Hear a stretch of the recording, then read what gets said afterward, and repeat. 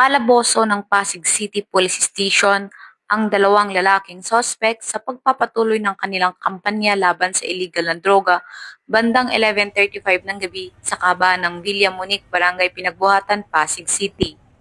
Kinilala ang mga sospek na sina alias Jetro, 23 taong gulang, at alias Joker, 21 taong gulang, na kapwa mga residente ng barangay may bunga ng nasabing lungsod. Nasabat ng pulisya sa mga sospek ang 3 pakete ng marijuana at 1 pakete ng shabu na may malaking halaga kasama ang mga pirang ginamit sa transaksyon.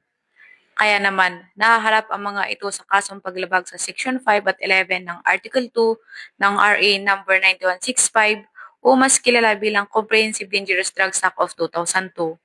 Mula dito sa Metro Manila, ako po ang inyong PNN correspondent, Patrolwoman Verna Gondran, alagad ng batas, tagataguyod ng Balitang Pulis.